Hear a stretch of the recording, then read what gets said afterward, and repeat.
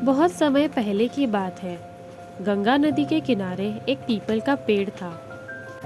पहाड़ों से उतरती गंगा अपने पूरे वेग से बह रही थी। अचानक पेड़ से दो पत्ते नदी में आकर गिर गए। एक पत्ता तिरछा गिरा और एक पत्ता सीधा गिरा। जो पत्ता तिरछा गिरा वो जिद पर अड़ गया और कहने लगा कि आज चाहे जो हो जाए, मैं इस नदी को रोक कर ही रहूँगा। चाहे मेरे प्राण ही क्यों न चले जाए, मैं इसे आगे बढ़ने नहीं दूंगा। वह पत्ता जोर जोर से चिल्लाने लगा कि रुक जा गंगा, मैं तुझे आगे नहीं जाने दूंगा। पर नदी तो बहती ही जा रही थी। नदी को पता ही नहीं था कि कोई पत्ता उसे रोकने का प्रयास कर रहा है। इधर पत्ते की जान पर बन आई थी। वह लगातार संघर्ष कर रहा था, लेकिन वो पत्ता ये बात नहीं जानता था कि बिना लड़े भी उसे वही जाना था जहाँ पर वो थक हार कर पहुँच गया। परंतु अब और तब के बीच का समय उसके लिए दुख और संताप का समय बन चुका था।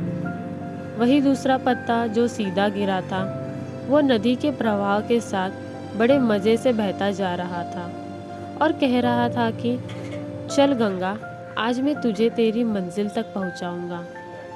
चाहे जो हो जाए, मैं तेरे मार्ग में कोई भी अवरोध नहीं आने दूंगा।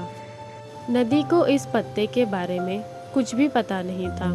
वह तो अपने धुन में सागर की ओर बहती जा रही थी। लेकिन यह पत्ता खुश और आनंदित था, क्योंकि उसे तो लग रहा था कि मैं ही नदी को अपने साथ बहाए ले जा रहा हूँ। तिरछे पत्ते की तरह सीधे पत्ते को भी यह नहीं पता था कि चाहे वो नदी का साथ दे या ना दे, नदी तो वहीं पहुँचेगी जहाँ उसे जाना है।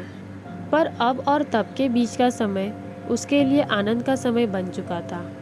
जो पत्ता नदी से लड़ रहा था, उसके जीत का कोई उपाय नहीं था, और जो पत्ता नदी के साथ बहता जा रहा था, उसकी हार का भी कोई उपाय नहीं था।